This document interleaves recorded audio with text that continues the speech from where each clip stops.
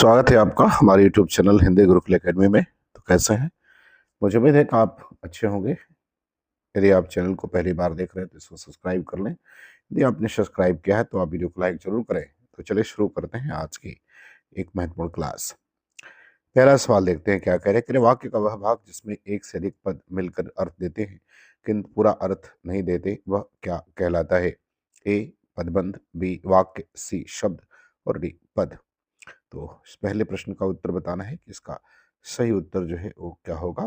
तो इसे हम पदबंध कहते हैं। विकल्प ए उत्तर इसका क्या होगा, वो सही हो जाएगा। दूसरे सवाल पर आते हैं कि हिंदी साहित्य सम्मेलन की स्थापना किसने की थी? ए पुरुषोत्तम दास टंडन, बी मदन मोहन मालवीय, सी श्याम सुंदर दास और डी महात्मा गांधी। तो आपको इस दूसरे सवाल का उत्तर बताना है, इसका सही उत्तर क्या होगा। तो इसका सही उत्तर विकल्प बी हो जाएगा, मदन मोहन मालवीय। और इसकी स्थापना 1 मई 1910 को हुई थी। चलिए बात करते हैं सवाल नंबर तीसरे की। कह रहा है कि कांट की हांडी एक बार ही चढ़ती है का अर्थ क्या है? एक बार ही होगा। एक बार ही चढ़ती है का अर्थ क्या है? ये कह रहा है कि छल कपट से एक बार काम बन जाता है, बार बार नहीं।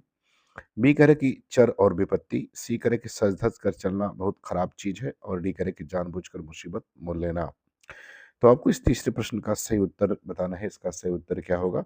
तो इसका उत्तर विकल्प ए हो जाएगा, छल कपट से एक बार काम बन जाता है, बार बार नहीं बनता।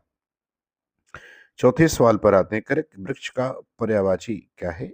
ए तीर, बी मीन, सी तरु और डी विधि। तो चौथे प्रश्न का उत्तर आपको बताना है, इसका सही उत्तर क्या होगा। तो वृक्ष का पर्यायवाची तरु होता है। विकल्प सी उत्तर सही हो जाएगा। पांचवें सवाल पर आते हैं। पांचवा सवाल कह रहे हैं कि परिवर्तन नामक कविता सर्वप्रथम स्मितानंद पंत के किस कविता संग्रह में संग्रहित हुई है? ए पल्लव, बी बीड़ा, सी तारापथ और डी ग्रंथि। तो आपको इस पांचवी सवाल का उत्तर बताना है, इसका सही उत्तर क्या होगा। तो इसका सही उत्तर विकल्प ए हो जाएगा, पल्लव। छठवें सवाल पर आते हैं। छठवां सवाल कह रहे हैं कि जिस समास में उत्तर पद की प्रधानता होती है उसे हम क्या कहते हैं? ए तत्पुरुष, बी बहुब्रीहि, सी अव्ययी भाव और डी कह रहा है कि द्वंद्व समास। तो जिस समास में उत्तर पद की प्रधानता होती है उसे तत्पुरुष समास कहा जाता है। जिसमें अन्य पद की प्रधानता होती है उसे बहुब्रीहि कहते हैं। जिसमें पहले पद की प्रधानता होती है उसे अव्ययी भाव कहते हैं। और जिसमें दोनों पदों की प्रधानता होती है उसे द्वंद्व समास कहा जाता है। सातवें प्रश्न पर आते हैं। कह रहे हैं कि हिंदी की कालजयी पत्रिका हंस के संस्थापक का नाम क्या है, ये आपको बताना है। ए पंडित मदन मोहन मालवीय, बी प्रेमचंद, सी रामचंद्र शुक्ल और डी कह रहा है कि महावीर प्रसाद द्विवेदी। तो हिंदी की जो कालजयी पत्रिका हंस है इसके संस्थापक प्रेमचंद हैं। और प्रेमचंद ने इस पत्रिका की स्थापना 1930 में की थी। उस समय मासिक पत्रिका प्रकाशित होती थी। बाद में इसका पुनर्प्रकाशन 1986 में राजेंद्र यादव ने दिल्ली से किया। और इसके वर्तमान संस्थापक जो हैं, वर्तमान जो इसके संपादक हैं वो संजय सहाय हैं। और इसकी प्रकाशक जो हैं वो रचना यादव हैं। चलिए बात करते हैं सवाल नंबर 8 की।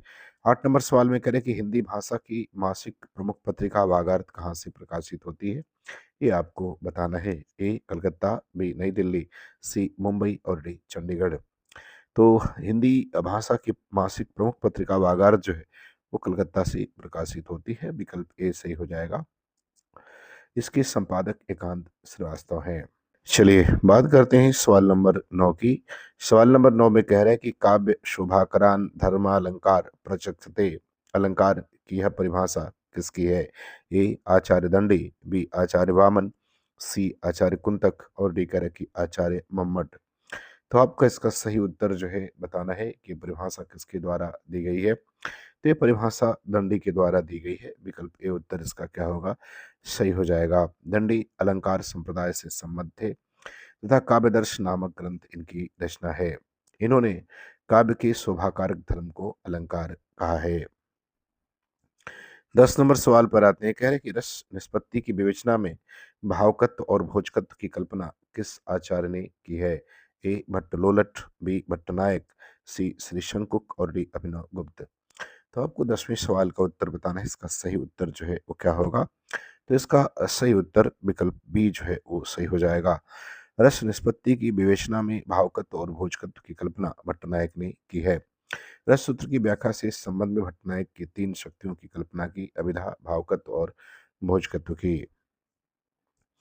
11 नंबर सवाल पर आते हैं। 11 नंबर सवाल क्या कह रहा है? कह रहा है कि तद दोषौ शब्दार्थो सगुणावन लंकृति पुनः क्वापि किसका काव्य लक्षण है? ए जयदेव, बी दंडी, सी मम्मट और डी कह रहा है कि हेमचंद।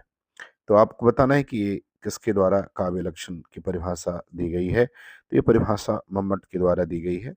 विकल्प सी जो है इसका उत्तर क्या होगा? वो सही हो जाएगा। सवाल नंबर 12 पर आते हैं। 12 नंबर सवाल में कह रहा है कि भट्टनायक का भुक्तिवाद किस दर्शन पर आधारित है? ए मीमांसा दर्शन, बी न्याय दर्शन, सी शैव दर्शन और डी सांख्य दर्शन। तो आपको बताना है कि ये भुक्तिवाद जो है वो भट्टनायक के द्वारा दिया गया दर्शन है, वो किस पर आधारित है? तो भट्टनायक का भुक्तिवाद सांख्य दर्शन पर आधारित है। विकल्प डी इसका उत्तर क्या होगा? वो सही हो जाएगा। इस इनका सिद्धांत भुक्तिवाद या भोगवाद है। भट्टनायक ने संयोग का अर्थ भोजक और निष्पत्ति का अर्थ भुक्ति दिया है। साधारणीकरण की अवधारणा सर्वप्रथम भट्टनायक ने प्रस्तुत की थी। सवाल नंबर 13 पर आते हैं। 13 नंबर सवाल क्या कह रहे? कह रहे रसव व स को अपनी परिचर्चा किस आचार्य ने सम्मिलित किया है? ए पंडित जगन्नाथ, बी आचार्य विश्वनाथ, सी आचार्य अभिनवगुप्त और डी आचार्य भट्टनायक। तो आपको इसका उत्तर जो है बताना है कि अपनी परिचर्चा में इसे किसने जो है वो शामिल किया है। तो 13 नंबर प्रश्न के उत्तर की बात करें तो इसका उत्तर विकल्प बी हो जाएगा। आचार्य विश्वनाथ ने इसको अपनी परिचर्चा में सम्मिलित किया है। रसव वैश्य तैतरी उपनिषद से लिया गया है। 14 नंबर सवाल पर आते हैं। 14 नंबर सवाल में कह रहे हैं कि अभिधा उत्तम काव्य है, मध्य लक्षणा लीन, अधम व्यंजना रस विरस उल्टी कहत नवीन। किसकी उक्ति है? उपयुक्त किसकी जो है उक्ति है? ये किसकी उक्ति है? उचित नहीं उक्ति है। ये आपको बताना है कि किसके द्वारा उक्ति कही गई है। ए केशवदास, बी ब्रजनाथ दास, सी भिखारी दास और डी कह रहे कि देव। तो आपको 14 नंबर प्रश्न का उत्तर बताना है। इसका सही उत्तर जो है वो क्या हो जाएगा कि ये उक्ति जो है वो उपरोक्त उक्ति किसके द्वारा कही गई है? तो ये देव के द्वारा कही गई है। विकल्प डी इसका उत्तर क्या होगा? वो सही हो जाएगा। 15 नंबर सवाल पर आते हैं। 15 नंबर सवाल में कह रहा है कि रस निष्पत्ति के संबंध में चित्र तुरंग न्याय की मान्यता किस आचार्य की है? ए अभिनवगुप्त, बी श्री शंकुक, श्री भट्टलोलट और डी भट्टनायक कह रहा है। तो आपको इसका उत्तर बताना है। इसका सही उत्तर क्या होगा? तो देखिए रस निष्पत्ति के संबंध में चित्र तुरंग न्याय की जो मान्यता है वो श्री शंकुक की मान्यता है। विकल्प बी उत्तर इसका सही होगा। चित्ततुरंग न्याय की मान्यता शंकुक ने दी थी। आचार्य शंकुक के अनुसार सामाजिक चित्ततुरंग न्याय से नट में रस की अवस्थिति मानकर रस का अनुमान करते हैं। 16 नंबर सवाल पर आते हैं। कह रहे कि आचार्य कुंतक ने वक्रोक्ति के कितने भेद माने हैं? ए 5, बी 6, सी 7 और डी कह रहे कि 8। तो इसका उत्तर बताना है। इसका सही उत्तर क्या हो जाएगा? तो इसका सही उत्तर विकल्प बी हो जाएगा। इन्होंने कुल वक्रोक्ति के 6 भेद माने हैं। वक्रोक्ति संप्रदाय के प्रतिष्ठापक आचार्य कुंतक हैं। कुंतक ने वक्रोक्ति जीवितम नामक ग्रंथ की रचना की है। कुंतक ने वक्रोक्ति को काव्य की आत्मा भी माना है। 17 नंबर सवाल पर आते हैं। कह रहे किस छंद में 12 और 7 की अति की 19 के साथ कुल 19 मात्राएं होती हैं? ए सुरठा, बी दोहा, सी चौपाई और डी बरवै। तो आपको 17 नंबर प्रश्न का उत्तर बताना है। इसका सही उत्तर क्या होगा? तो इसका सही उत्तर बरवे हो जाएगा। अर्थात विकल्प डी जो है इसका उत्तर क्या होगा? वो सही होगा। इसमें कुल 19 मात्राएं 12 और 7 की अति के साथ होती हैं। चलिए बात करते हैं सवाल नंबर 18 की। 18 नंबर सवाल में कह रहे रीति संप्रदाय से संबंधित काव्य शास्त्रीय ग्रंथ है। ए काव्य अलंकार सूत्र, बी काव्य आदर्श, सी काव्य दर्पण और डी कह रहे कि इनमें से कोई नहीं। तो आपको ये बताना है कि कौन सा ग्रंथ इसमें जो है वो रीति संप्रदाय से संबंधित है। तो रीति संप्रदाय से संबंधित जो ग्रंथ है उसका नाम काव्य अलंकार सूत्र है। यह रीति जो है रीति संप्रदाय से संबंधित है और यह ग्रंथ आचार्य बामन के द्वारा लिखित है। रीति संप्रदाय के प्रतिष्ठापक आचार्य बामन जो है वो माने जाते हैं। इन्होंने रीति आत्मा काव्यश कहकर रीति को काव्य की आत्मा माना है। जबकि काव्य आदर्श दंडी का ग्रंथ है और काव्य दर्पण रामदहिन मिश्र के द्वारा लिखी गई रचना है। 19 नंबर सवाल पर आते हैं। कह रहा है कि निम्नलिखित में से कौन सा वर्णिक छंद है? ए छप्पे, बी सोरठा, सी उपेंद्र प्रजा और डी कह रहा है कि रोला। तो आपको इस 19वें प्रश्न का उत्तर बताना है, इसका सही उत्तर क्या होगा? तो इसका सही उत्तर विकल्प सी जो है आपका सही हो जाएगा। उपेंद्र ब्रजा जो है यह एक वर्णिक छंद है। इसे समृद्ध छंद भी कहते हैं। इसके प्रत्येक चरण में जगड़, तगड़, जगड़ और 2 गुरु वर्णों के क्रम में वर्ण जो है वो निर्धारित होते हैं। बात करते हैं सवाल नंबर 20 की। 20 में कह रहे हैं कि वक्रोक्ति के विरोधी आचार्य हैं। ए भामह, बी रुद्रट, सी मम्मट और डी कह रहे हैं कि विश्वनाथ। तो आपको इसका सही उत्तर जो है वो बताना है। तो इसका सही उत्तर विकल्प डी हो जाएगा। विश्वनाथ जो ही वक्रोक्ति विरोधी आचार्य हैं। सवाल नंबर 21 पर आते हैं। किस नंबर सवाल में कह रहा है कि आचार्य भरत मुनि ने गुणों की संख्या कितनी मानी है? ए कह रहा है 7, बी 10, सी 13 और डी कह रहा है कि 18। तो इसका सही उत्तर क्या होगा ये आपको बताना है। तो इन्होंने इसकी संख्या जो है वो 10 मानी है। विकल्प बी सही होगा। भरत मुनि ने गुणों की संख्या 10 मानी है और दंडी ने भी गुणों की संख्या 10 मानी है। भोज ने 24 गुणों का वर्णन किया है, जबकि मम्मट और आनंदवर्धन ने 3 गुणों की चर्चा जो है वो की है। 22 नंबर सवाल पर आते हैं। कह रहे कि केसो कही न जाए का कहिए, देखत तब रचना विचित्र अति, समुझ मन ही मन रही है। उपरोक्त उदाहरण में किस रस की अभिव्यक्ति है? ए श्रृंगार, बी करुण, सी हास्य और डी अद्भुत। तो इसका उत्तर क्या होगा ये आपको बताना है। तो इसमें जो है वो अद्भुत रस की अभिव्यक्ति है। विकल्प डी उत्तर इसका क्या होगा वो सही हो जाएगा। सवाल नंबर 23 पर आते हैं। 23 नंबर सवाल में कह रहे हैं कि लोहे की दीवार के दोनों ओर किसकी कृति है? ए अग्नि, बी सत्यदेव परिव्राजक, सी यशपाल और डी कह रहे हैं कि राहुल सांकृत्यायन। तो 23 नंबर प्रश्न का उत्तर बताना है। इसका सही उत्तर जो है वो 23वें सवाल का सही उत्तर जो है वो क्या होगा?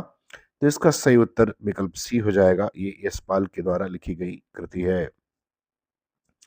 24 नंबर सवाल पर आते हैं। कह रहे हैं कि प्रस्तुत पंक्तियां किस कृति से ली गई हैं? ये किस कृष्ण ये किस कृति से ली गई हैं? इस वैयक्तिक भोगवाद में से फूटी विष की धारा तड़प रहा है, जिसमें पढ़कर मानो समाज यह सारा। आपको बताना है कि ये पंक्ति जो है वो किस कृति से ली गई है। ए सरोज स्मृति, बी राम की शक्ति पूजा, सी कामायनी और डी कुरुक्षेत्र। तो 24 नंबर प्रश्न का उत्तर आपको देना है। तो इसका सही उत्तर विकल्प डी हो जाएगा। कुरुक्षेत्र से ली गई है और ये दिनकर के द्वारा लिखित रचना है। सवाल नंबर 25 पर आते हैं। 25 नंबर सवाल में कह रहे हैं कि प्रगतिवादी साहित्य उसे माना गया जो ए सामाजिक यथार्थ की अभिव्यक्ति को उद्देश्य मानकर लिखा गया हो, बी द्वंद्वात्मक भौतिकवाद की प्रेरणा से लिखा गया, सी जो प्रगति का मार्ग प्रशस्त करे और डी किसी राजनीतिक विचारधारा में बंधा हो। तो आपको 25 नंबर सवाल का उत्तर बताना है। इसका सही उत्तर क्या हो जाएगा? तो इसका सही उत्तर विकल्प ए हो जाएगा। सामाजिक यथार्थ को कि व्यक्ति को उद्देश्य मानकर लिखा गया साहित्य जो है वो प्रगतिवादी साहित्य माना जाता है। 26 नंबर सवाल पर आते हैं। करें कि उर्मिला किसका प्रबंध काव्य है? ए नरेंद्र शर्मा, बी रामेश्वर शुक्ल अंचल, सी बालकृष्ण शर्मा नवीन और डी करें कि इनमें से कोई नहीं। तो आपको 26वें प्रश्न का उत्तर बताना है। तो इसका सही उत्तर विकल्प सी हो जाएगा। बालकृष्ण शर्मा नवीन के द्वारा लिखी गई यह कृति है। 27 नंबर सवाल पर आते हैं। कह रहे हैं कि साहित्य में नवजागरण का सूर्योदय करने वाले साहित्यकार कौन है? ए लल्लूलाल, बी भारतेंदु हरिश्चंद्र, सी बालकृष्ण भट्ट और डी राजा शिवप्रसाद। तो आपको इस 27वें प्रश्न का उत्तर बताना है। तो इसका उत्तर विकल्प बी सही हो जाएगा। भारतेंदु हरिश्चंद्र। 28 नंबर प्रश्न पर आते हैं। कह रहा है कि अब लो नसानी हम न नशे हो। तुलसीदास की उक्ति उनकी किस रचना से उद्धृत है? ए कवितावली, बी दोहावली, सी रामचरितमानस और डी विनय पत्रिका। तो आपको 28वें प्रश्न का उत्तर बताना है। इसका सही उत्तर क्या हो जाएगा? तो इसका सही उत्तर विकल्प डी हो जाएगा। विनय पत्रिका। सवाल नंबर 29 पर आते हैं। 29 नंबर सवाल में करें किस कवि की रचनाओं में भावात्मक रहस्यवाद की अभिव्यक्ति सर्वाधिक हुई है? ए मलिक मोहम्मद जायसी, बी तुलसीदास, सी अग्रदास और डी माखनलाल चतुर्वेदी। तो इसका उत्तर आपको बताना है कि किसकी रचनाओं में भावात्मक रहस्यवाद की अभिव्यक्ति देखने को मिलती है। तो ये हमें जायसी की रचनाओं में मिलती है। विकल्प ए उत्तर सही है। 30 नंबर सवाल पर आते हैं। कह रहा है कि आपने अभी मेरे साथ चलना है। इस वाक्य का शुद्ध रूप क्या होगा? ये कह रहा है कि अभी मेरे साथ चलना होता है, भी आपको अभी मेरे साथ चलना है, सी कह रहा है कि मेरे साथ चलना आपको अभी है, और डी कह रहा है कि अभी मेरे आपको आ, साथ चलना है। तो आपको बताना है कि इसका सही उत्तर क्या हो जाएगा। तो इसका सही उत्तर हो जाएगा, आपको अभी मेरे साथ चलना है। विकल्प बी सही होगा। तो मुझे उम्मीद है कि वीडियो आपको पसंद आएगी, आपको अच्छा लगेगा। आपको अच्छा लगे तो आप चैनल को सब्सक्राइब ज़रूर करें। पूरा वीडियो देखने के लिए आपका बहुत बहुत धन्यवाद।